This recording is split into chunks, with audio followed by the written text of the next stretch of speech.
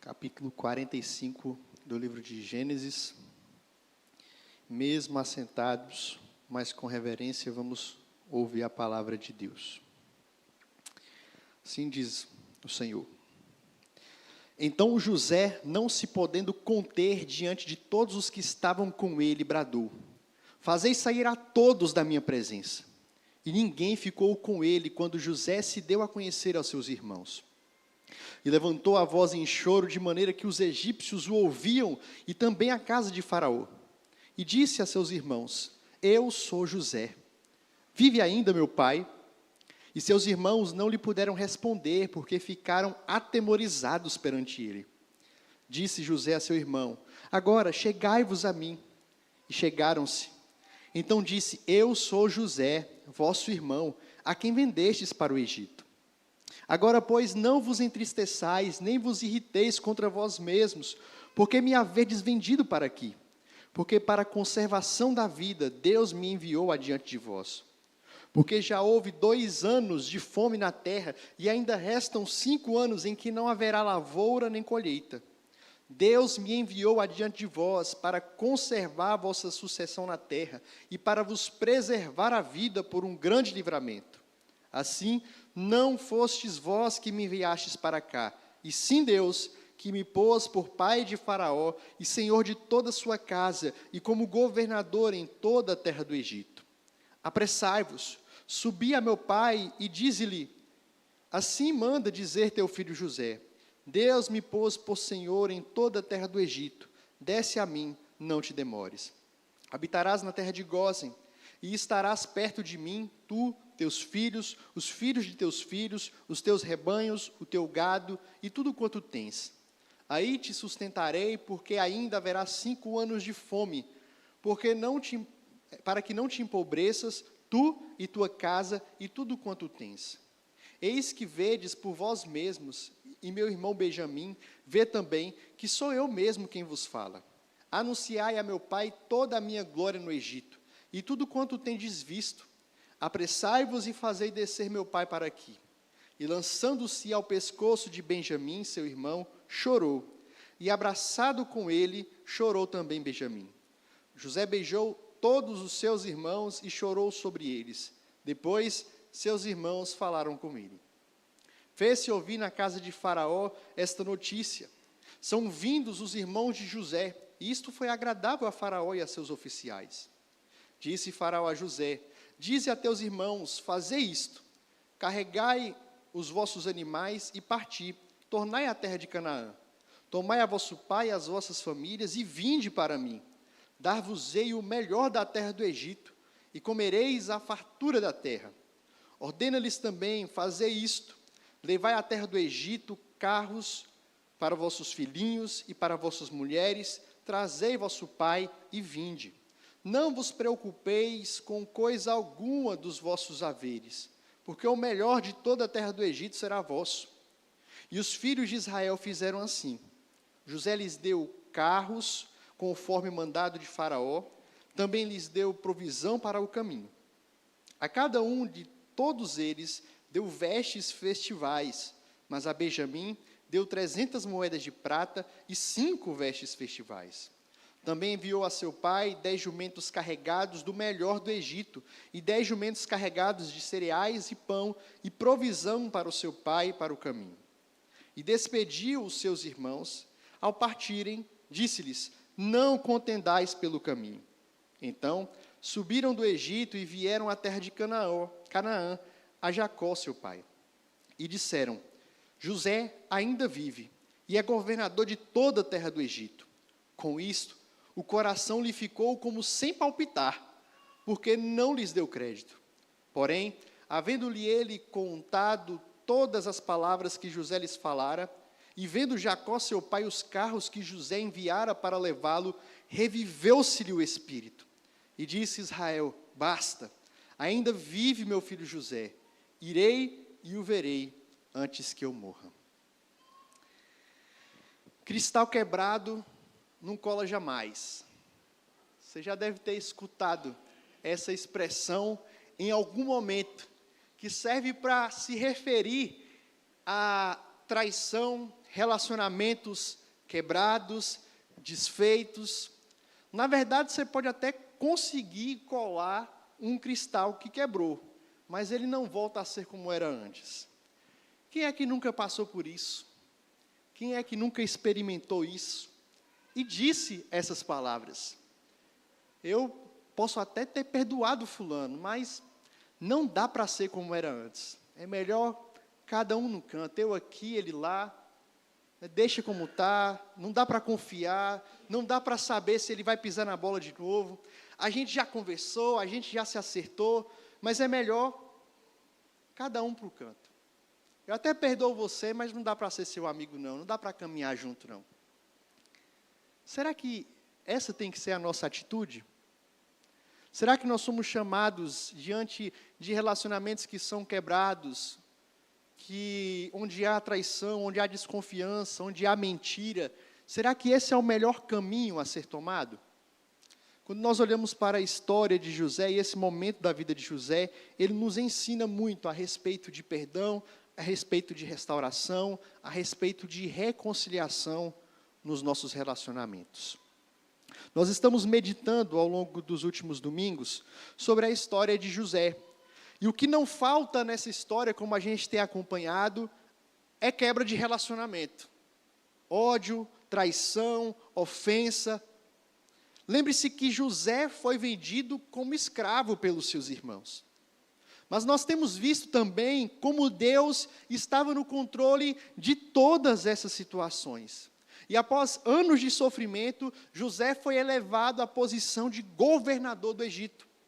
E isso aconteceu logo depois que ele interpretou o sonho do faraó, onde ele recebeu do Senhor o discernimento de que viriam 7 anos de muita fartura, muita abundância no Egito e em toda a terra, seguido de 7 anos de muita escassez, muita fome.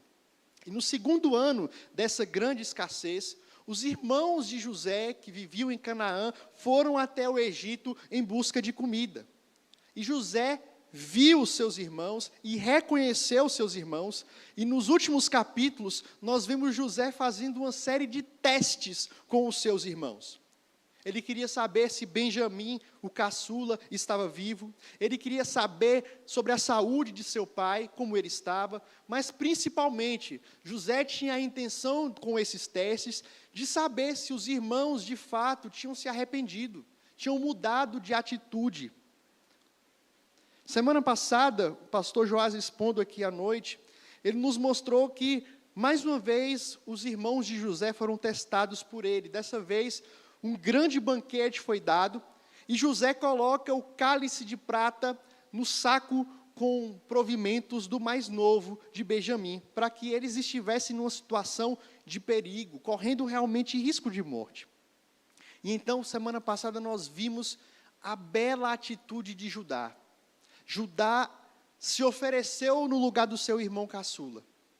Ele falou, não, eu assumo a culpa.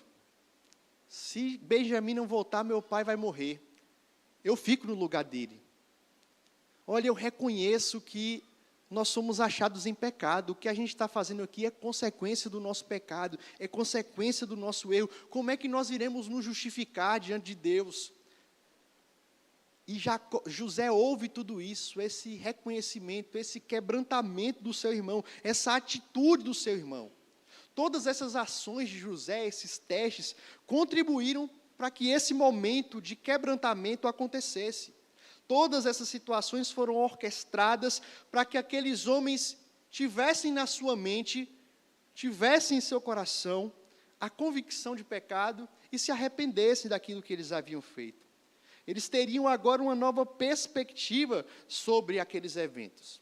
E José, então, consegue contemplar, diante da atitude, principalmente de Judá, que os seus irmãos tinham se arrependido, que seus irmãos reconheceram que tinham pecado. E levou um tempo para isso, né? Muitos anos. Mas agora, quando ele vê Judá agindo dessa forma, José sabe. José sabe que há reconhecimento de pecado, José sabe que há mudança de direção, José vislumbra que existia esperança para que houvesse reconciliação com seus irmãos, com sua família. E é sobre isso que nós meditaremos nessa noite, sobre reconciliação.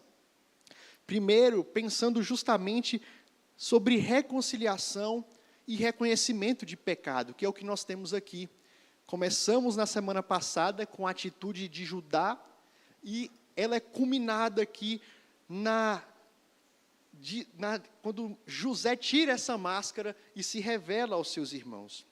Os versos 1, 2 e 3, nós temos justamente isso. José, diante dessa situação, ele não se contém, ele brada, sai todo mundo. E ele diz, olha, eu sou José, eu sou o irmão que vocês venderam para o Egito. Quando a gente olha para a história de José, ele já havia chorado, pranteado 2 vezes nessa situação com seus irmãos. A primeira foi quando Rúben contou toda a história, que ele havia vendido o seu irmão, e José não aguenta, ele sai e chora. E a segunda vez foi quando ele viu Benjamim, ele não aguentou também e saiu para chorar.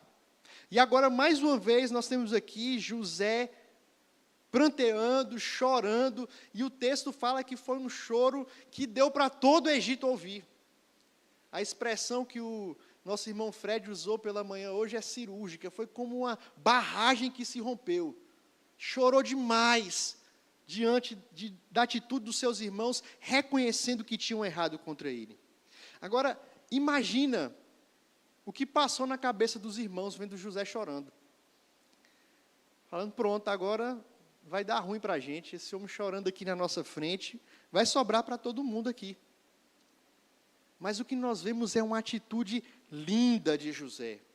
José se revela para os seus irmãos, ele diz, eu sou José, eu sou o irmão de vocês, chega de encenação, chega de mentiras, chega de máscaras, vamos nos reconciliar, vamos nos aproximar novamente. Meus irmãos, que coisa maravilhosa, que cena marcante.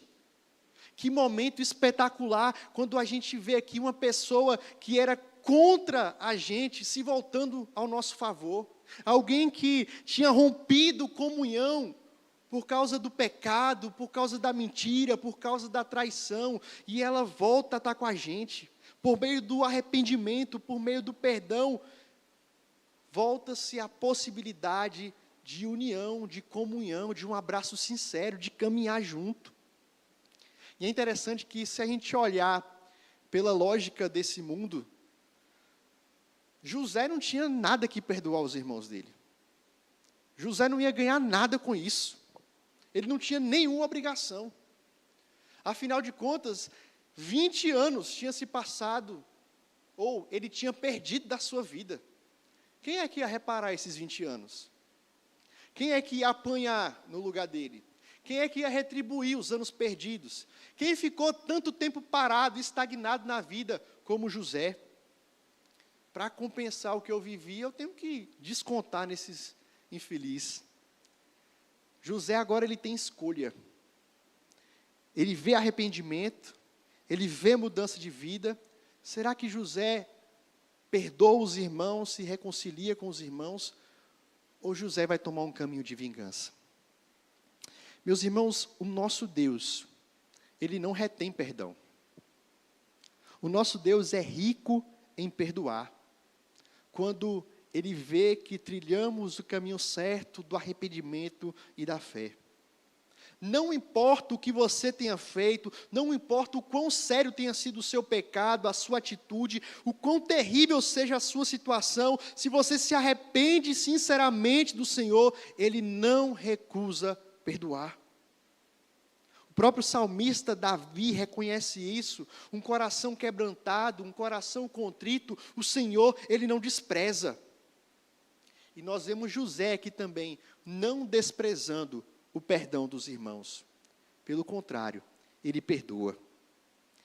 Meus irmãos, há possibilidade de restabelecer laços, de reconciliarmos uns com os outros.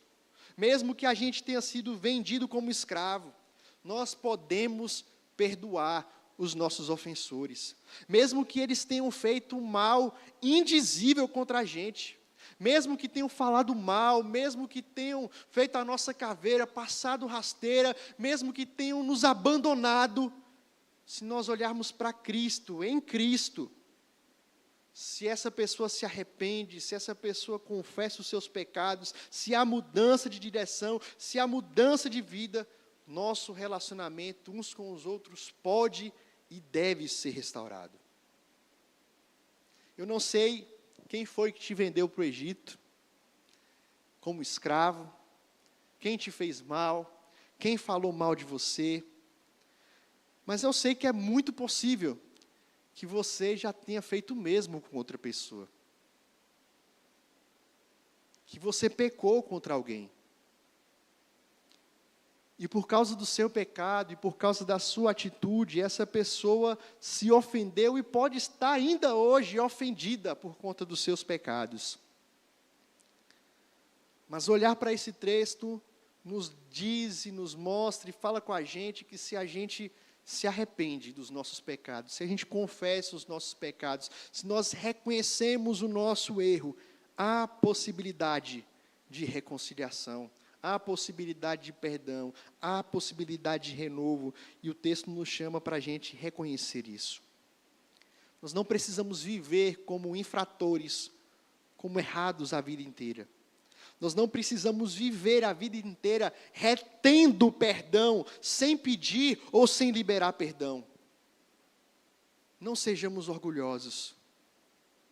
Que a gente possa trilhar o caminho da reconciliação uns com os outros. Sabe por quê? Porque reconciliação é propósito de Deus. É isso que nos diz o segundo ponto da mensagem. É isso que nos diz o decorrer do texto. Perceba que a reação dos irmãos de José, quando José se apresenta, José se revela para eles, é de medo. Os irmãos ficam apavorados com a reação de José. E essa é uma reação natural quando a gente tem medo, quando a gente erra, quando a gente tem culpa, é ficar com medo do que vai acontecer com a gente. Mas José, quando percebe que esses irmãos estavam com medo, ele rapidamente procura encorajar esses irmãos. Veja o verso 5 ao verso 8.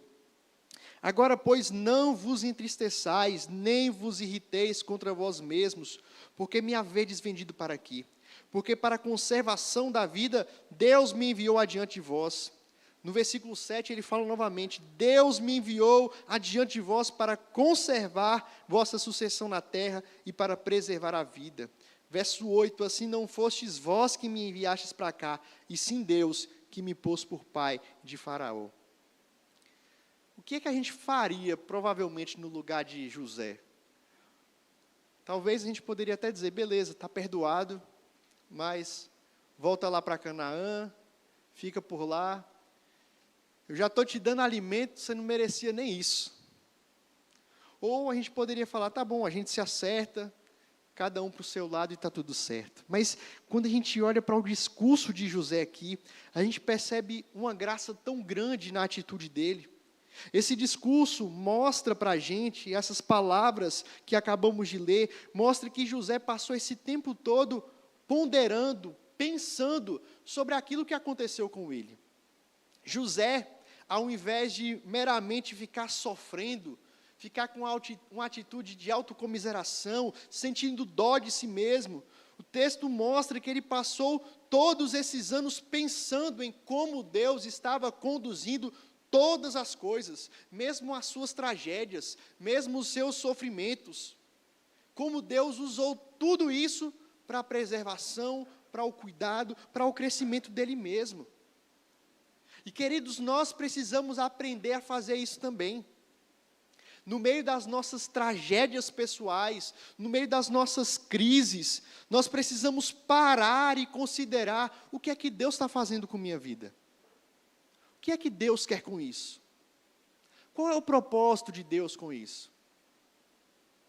Se nós olharmos para trás e vemos o quanto a gente já passou, quanto sofrimento, quanta luta, quanta dor, e olha onde nós estamos, como Deus nos transformou, como Deus tem nos moldado, como Deus tem nos lapidado, precisamos ter essa atitude como José teve. Pensar a respeito disso. No meio das dificuldades, no meio das lutas, não ficar focando o nosso coração simplesmente na dificuldade, mas no meio da dificuldade, focar em quem Deus é, no que Ele faz por nós, focar nas promessas dEle, as promessas de que Ele diz que nunca vai nos deixar, nunca vai nos abandonar, de que a vontade dEle, mesmo que seja doída, mesmo que seja dolorosa, mesmo que aparentemente não seja tão prazerosa assim, ela serve para o nosso crescimento, para o nosso aperfeiçoamento, e como Paulo vai nos trazer lá na carta aos Romanos, serve para a gente ir se transformando cada vez mais à semelhança de Jesus Cristo, o nosso irmão mais velho. Ele está no controle de tudo, Ele é soberano. José descansa nessa verdade. Que doutrina maravilhosa, saber que Deus está no controle, é isso que ele está afirmando aqui. Certo comentarista, comentando essa passagem, ele explica que José aqui não está querendo dar uma lição de moral para os seus irmãos, não está querendo endireitar os seus irmãos, mas ele está querendo confortar o coração deles, que estavam tremendo de medo. Como é confortador para a gente saber que, apesar dos nossos pecados, como aqui foi o caso dos irmãos de José, que pecaram contra ele, que pecaram contra o Senhor, mas que, apesar dos pecados deles, os planos de Deus não foram frustrados. Apesar da ruindade, do ato terrível dos irmãos de José, o plano do Senhor de preservação, de conservação, que iria culminar em Jesus Cristo, não pode ser frustrado. Pelo contrário, Deus é tão gracioso que usou esse ato ruim e pecaminoso dos irmãos de José para conduzir o plano de redenção. Queridos, essa doutrina de que Deus é soberano e conduz todas as coisas, isso é transformador para a gente lidar com os nossos relacionamentos. Esse entendimento de que Deus age em nossa história é o que possibilita a gente andar por esse mundo com o coração tranquilo, seguro, mesmo recebendo ofensas, mesmo ofendendo os outros, por saber que, mesmo com as ofensas que a gente sofre, mesmo com as ofensas que nós cometemos, isso é incapaz de frustrar os planos do Senhor sobre as nossas vidas. Ele vai cumprir. E não há nada que mude isso. E o plano maior aqui, da conservação que iria resultar lá em Jesus Cristo, na plenitude dos tempos, era justamente para que nós fôssemos reconciliados com Deus e reconciliados uns com os outros. É propósito de Deus que a gente restabeleça nossas amizades, que a gente restabeleça comunhão uns com os outros. O grande plano de Deus, e José reconhece isso aqui, era proteger a descendência do seu povo. Deus queria garantir a linhagem prometida, a linhagem que traria o remanescente, levando adiante a promessa que tinha sido feita lá atrás para Adão e Eva, de que da semente da mulher ele enviaria um que esmagaria a cabeça da serpente. Promessa essa que foi perpetuada por Noé, na história de Abraão, na história agora de Jacó. E o que está acontecendo aqui no Egito, nesse momento, é justamente Deus cumprindo as suas promessas. Ele vai cumprir. Não vai falhar. Esse é o propósito dele.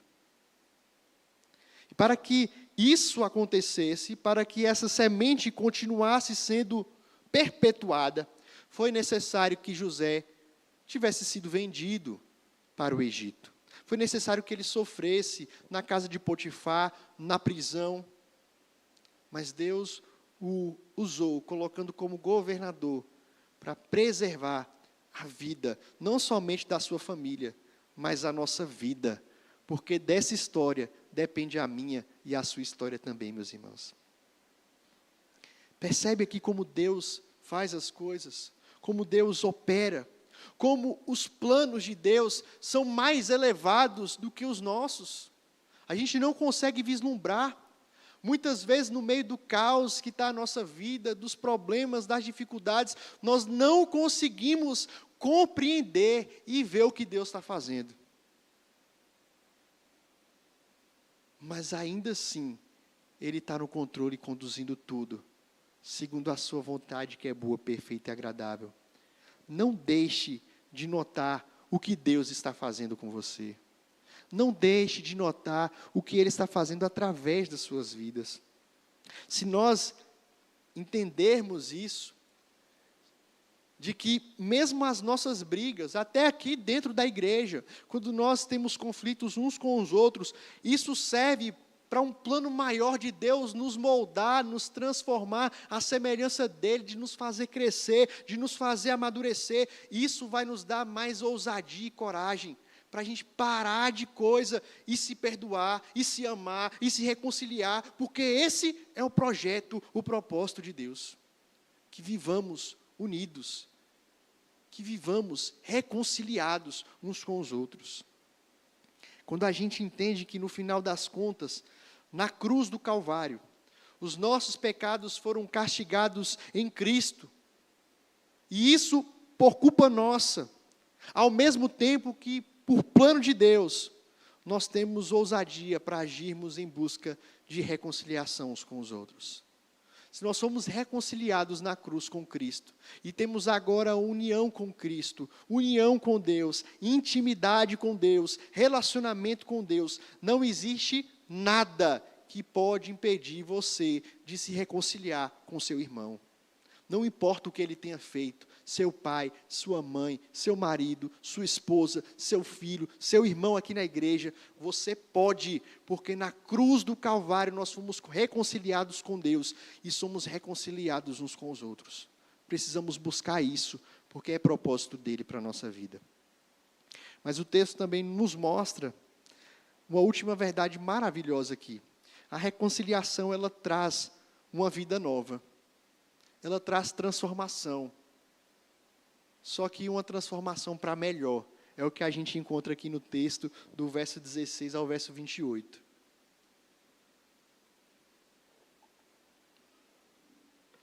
O final dessa narrativa é surpreendente. Nós vemos aqui José se reconciliando com os seus irmãos, depois deles terem se arrependido, depois deles terem reconhecido o seu pecado, confessado o seu pecado, e agora tudo volta a ser como antes.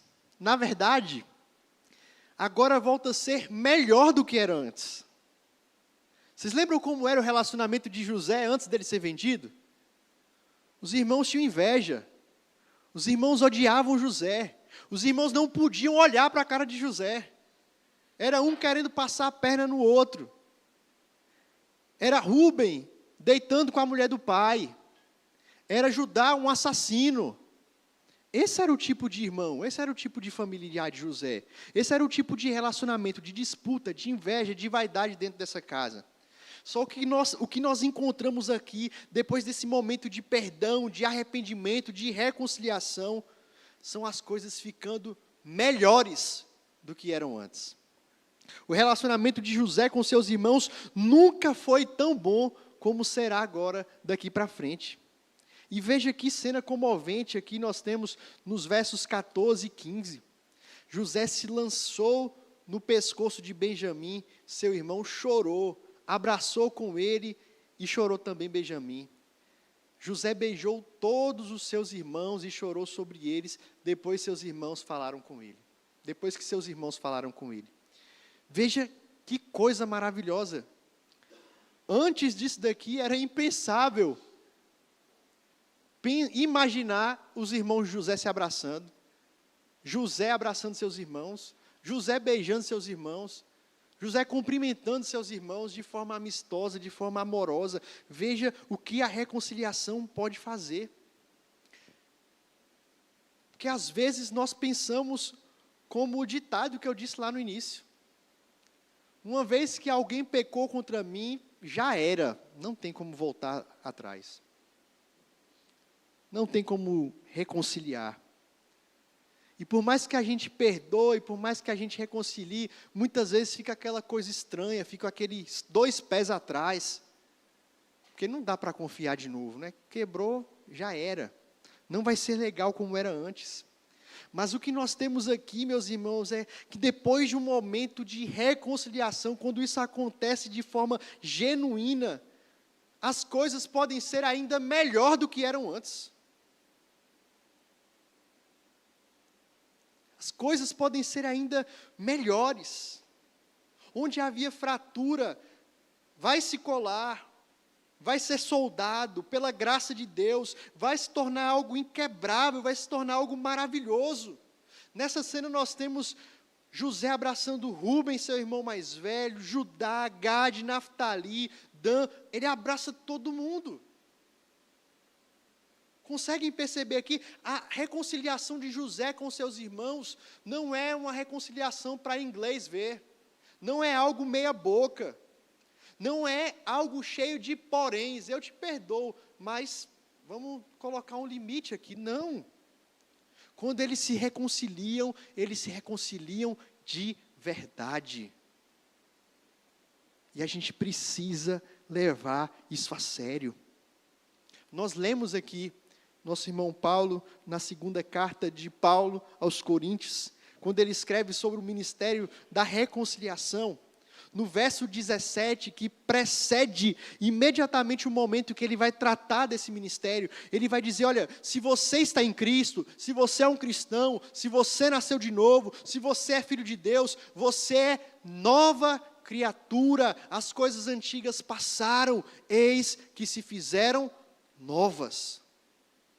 Quando somos reconciliados com Deus, nosso pecado foi pago, as coisas são novas, a vida é nova, a transformação, a mudança, é um relacionamento superior ao que se tinha antes da queda. O relacionamento que temos agora com Deus, porque fomos reconciliados em Cristo. E o que Paulo fala é que nós somos chamados para fazer parte desse ministério, ensinando para as pessoas que existe um caminho de perdão, de reconciliação em Jesus Cristo, e esse caminho, esse clamor é reconciliem-se com Deus. O que nós cantamos aqui no hino 288, existe uma possibilidade de restaurarmos relacionamentos que foram quebrados. Talvez você que está aqui nessa noite ainda não é um discípulo de Cristo. Talvez você ainda esteja vivendo nesse estado de inimizade com Deus, distante do Senhor, sem esse relacionamento. Na verdade, o relacionamento entre você e Deus é um relacionamento de ódio, porque você está debaixo da ira de Deus, se você não é um filho. Mas a Bíblia nos ensina que em Cristo nós temos reconciliação. A Bíblia nos ensina que Deus, que foi a parte ofendida, Ele enviou o seu Filho para morrer no nosso lugar, para que a gente fosse reconciliado. O ofendido que foi atrás dos ofensores para perdoar, para reconciliar. Que exemplo nós temos? Que atitude nós temos a seguir? A atitude de Cristo, que sofreu todo tipo de injúria, todo tipo de escárnio, por causa do meu e do seu pecado, para que nós, pecadores, assassinos, blasfemadores, caluniadores, mentirosos, inimigos, pudéssemos ser amigos de Deus. E o que Ele fez por nós é suficientemente forte para nos conduzir na forma como nós tratamos uns aos outros. Para isso, Jesus ilustrou em uma certa parábola que fala sobre o credor, onde ele teve uma dívida enorme perdoada. E saindo do momento em que ele teve essa dívida enorme perdoada, ele se encontrou com alguém que devia algo muito menor e queria cobrar tudo, com juros e correção monetária. E quantas vezes nós fazemos isso? A dívida que nós tínhamos com Deus era uma dívida impagável, uma dívida enorme, mas Ele nos perdoou. As ofensas que sofremos e cometemos são infinitamente menores, mas nós insistimos muitas vezes em não perdoar, em não pedir perdão, em não nos reconciliar. Somos incapazes de perdoar o que disseram da gente, o que falaram da gente na internet, o que fizeram com a gente no passado. Se você foi reconciliado com Deus, isso precisa moldar a forma como você lida com os seus relacionamentos aqui. José mostra para eles, para os seus irmãos, o perdão pleno. Um perdão sem ressentimento. Aquele que teve a sua veste roubada, arrancada, suja com o sangue do animal, dá a todos os seus irmãos vestes novas, que representam alegria, festa, reconciliação. Cristo fez a mesma coisa com a gente, tirou nossa roupa velha e nos reveste dele. O que nós temos aqui é uma reconciliação plena de José com seus irmãos. De forma que ele chama seus irmãos para perto. Eu quero que vocês estejam juntos comigo. Vão lá, chama papai também para junto da gente. Eu quero que vocês morem aqui. Eu quero que vocês experimentem, desfrutem do melhor da terra. Faraó vai reiterar isso também, vai falar isso também. Eu quero que vocês venham, tragam a família de vocês. Eu vou enviar carros, eu vou enviar mantimentos. Nós nos alegramos porque José se reconciliou com seus irmãos.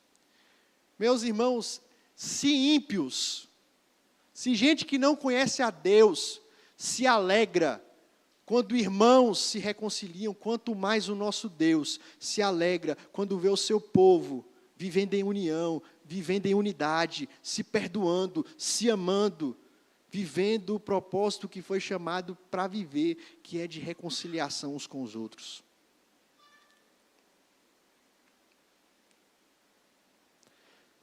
Interessante que o verso 24 vai dizer que José despede os seus irmãos vão voltando, e José fala, olha, não briga no caminho não, tá? Não quero confusão no caminho não. Porque isso acontece, meus irmãos.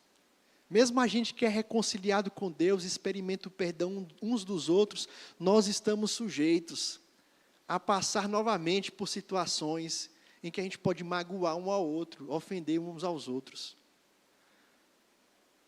Mas apesar disso, a gente trilha esse caminho com a certeza de que podemos voltar, fazer as pazes, nos perdoar, porque o perdão de Cristo nos enche, nos transforma, nos molda.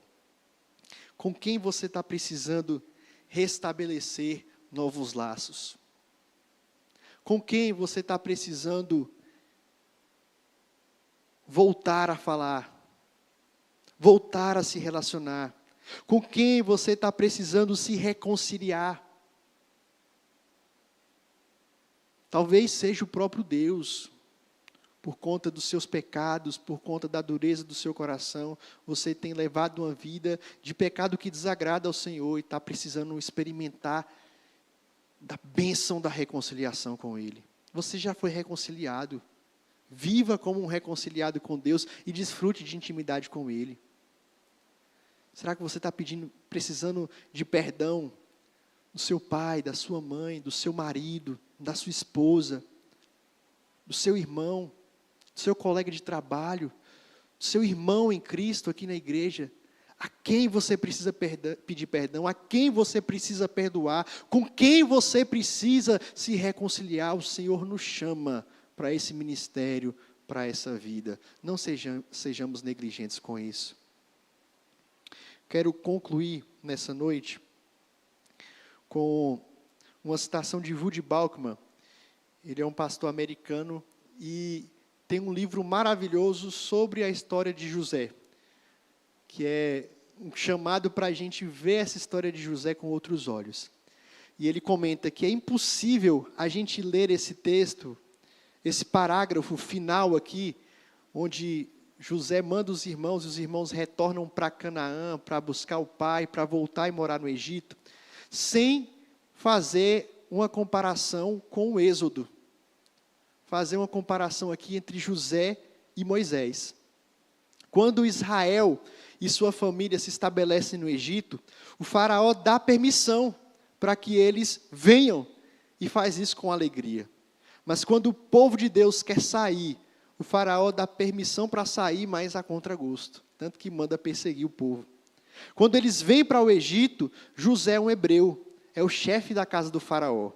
Quando ele sai, Moisés, o hebreu, é aquele que foi criado na casa de Faraó. Quando Israel entra no Egito, Deus usa a interpretação de José dos sonhos para ele ter graça diante de Faraó.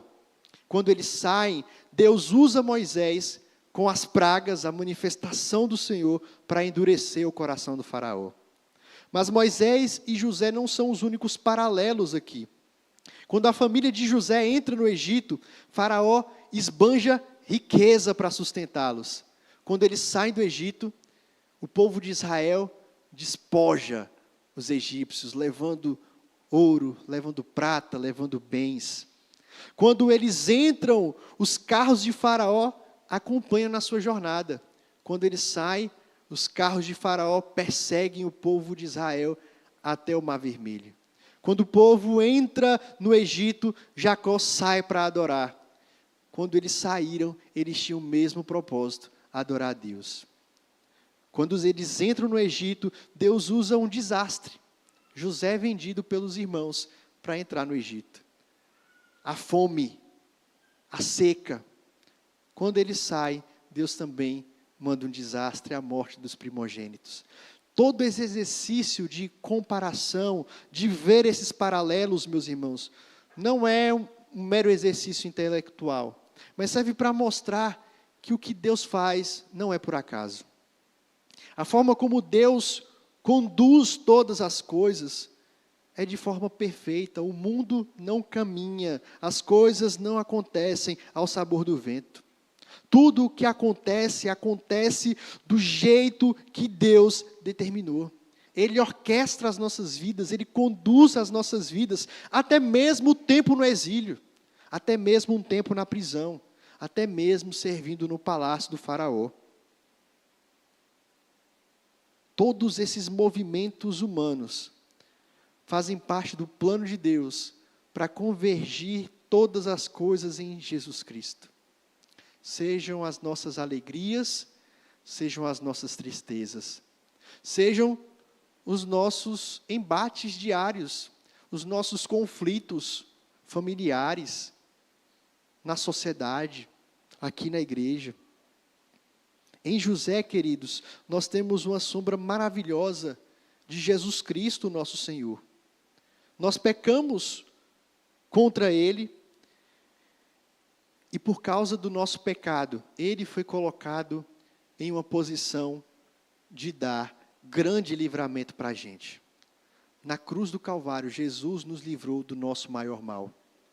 Na cruz do Calvário, Ele oferece o melhor alimento, o pão e o vinho moído em favor de nós. O plano de Deus sempre foi esse. E nada é capaz de diminuir ou de frustrar os planos do Senhor. Nós pecamos, nós erramos, muitas vezes frustramos uns aos outros, mas Ele concede graça para que sejamos reconciliados nele uns com os outros. Que nessa noite você possa sair daqui com um coração diferente, com uma atitude diferente com relação a lidar com seu irmão. Não caia nessa história de que cristal quebrado não cola jamais. Se existe perdão, se existe reconhecimento de pecado, se as máscaras são removidas, se há mudança de vida, se há mudança de atitude, meu irmão, minha irmã, o caminho é reconciliar. O caminho é caminhar junto.